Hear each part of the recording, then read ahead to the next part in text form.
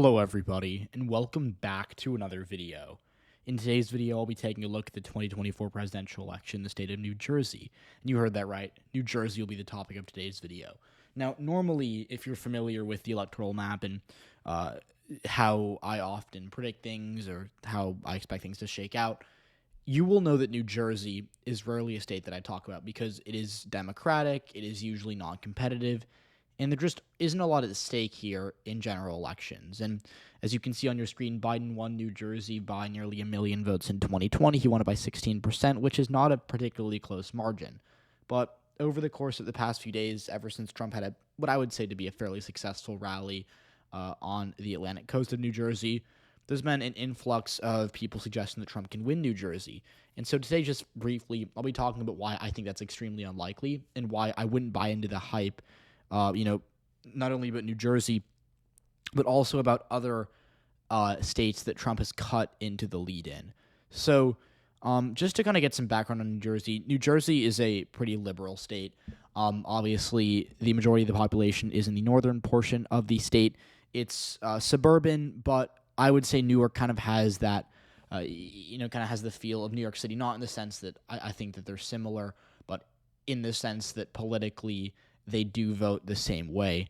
Again, as you can see, Essex County, Hudson County, these are two very, very, Democratic liberal counties, and they net big margins for Democrats in every election. In the suburbs outside of these counties, they're a bit lighter blue, but they do enough to give Democrats a substantial victory statewide, and that's what matters. Essentially, it's a big metro area. It's outside of New York City, and the suburbs are blue. This isn't a state where the suburbs have, are still Republican or still conservative. New Jersey, it's a pretty liberal northeastern state, and its suburbs have, trended to the left in recent years. And in 2020, that resulted in Biden winning the state by 16%, which is a pretty good margin. It was about what he was expected to win it by. And Donald Trump in this state really fell in the areas outside of Newark. If you look at 2016, he actually lost a county that he won in 2016, Morris County, which has historically been pretty Republican. He won it by, almost 11,000 votes in 2016. Then in 2020, lost it by around the same amount, around 13,000. So generally speaking, these areas have been Republican, but they have moved left. And so if there was any way Trump would win New Jersey, it would involve him not only swinging back Morris County to 2016, but swinging it back even more, winning it by 8 to 10 points, potentially. And that would be a very difficult thing to do solely because, again, Donald Trump dealing with criminal indictments, Donald Trump, I think since 2020 has fallen in the suburbs. Joe Biden's fallen as well, especially in urban areas, I think, based on the polling data we have. But just talking about Trump for a second, I just find it hard to believe that given the trends and given his the change in the dynamics surrounding him since 2020, I find it hard to see a scenario in which he does better in Morris County, let alone, flip it and win by 8-9 points. So that's just one example of a suburban county he need to do well. And he there's a couple more, but that's just an example.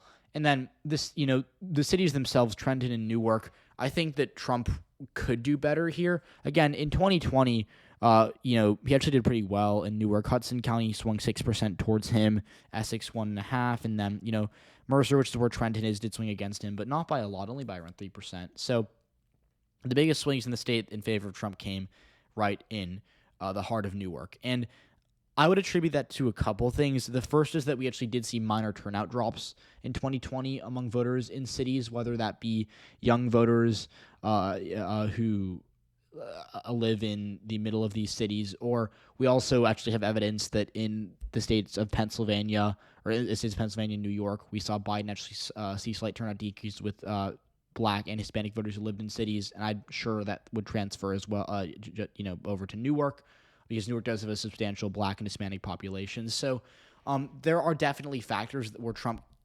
improved in 2020, could definitely improve a lot more in 2024. I think he will. But the fact of the matter is a 10,000 vote decrease for Biden in Newark isn't going to be anywhere near enough to lose in the state. And so that's the problem for Trump. He doesn't really have a path in New Jersey, and he doesn't really, I would say, have any reason to try to win it because, again, he seems to think that New Jersey actually is played, and his people seem to think that New Jersey is in play. But if you go to the 2020 map, it's pretty easy to see where, how he wins back the election. I think he could definitely win back Nevada. I think he could definitely win back Georgia. I think Wisconsin, too. I think Pennsylvania. And, once he wins back Nevada, Arizona, Georgia, and Wisconsin, he wins the election. So that's really what matters, I think. Although, actually, I don't know. Actually, I don't think he wins the election if he wins Nevada, Wisconsin, and Georgia. He needs one of Michigan, Pennsylvania, or Arizona. So forgive me for my brief mathematical error there. But regardless, he doesn't need New Jersey because he's winning all these. He's winning all of his 2016 map. If he's winning, then maybe then Nevada, maybe New Hampshire, Minnesota, then maybe Virginia. New Jersey's not even in the top 5 most livable states for Trump. It just isn't. And obviously it would be nice to have because it does have a decent amount of electoral votes.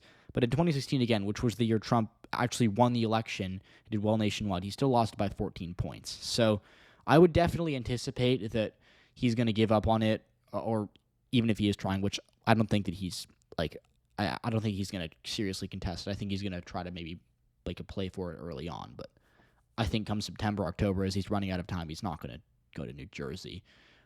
So I would anticipate that we're not going to be talking a lot about New Jersey in the fall. Could I be wrong? Sure. I don't know anyone who works in the Trump campaign. I don't work for the Trump campaign myself. So I don't know what their strategy here is.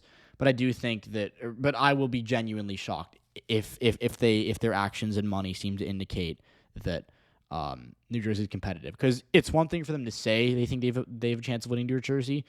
It's another thing for them to actually invest in winning New Jersey and putting their money where their mouth is. So I'd be pretty surprised if that happens. I think it would be a bad move because I think regardless of what happens with how Trump spends his money, he's going to lose New Jersey by a lot.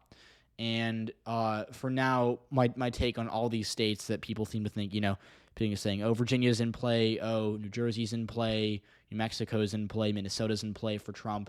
I think that those are greatly exaggerated. America's a polarized country. And at the end of the day, landslide elections tend not to happen. And I think Trump could definitely win. He might be favored at this point.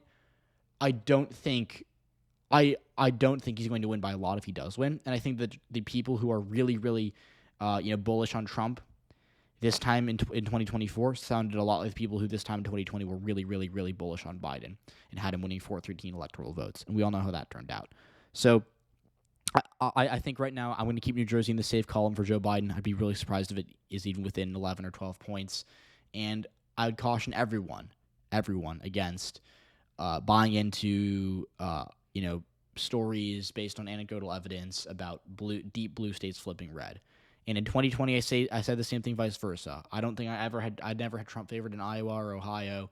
And again, in both 2016 and 2020, Iowa and Ohio were a heck of a lot closer than New Jersey. So New Jersey, to me, not competitive, and that's what I wanted to address this video, even if it's brief. And I think a lot of you are going to agree with me. So let me know what you want to see next. Let me know what you think, and I will hopefully see you next time.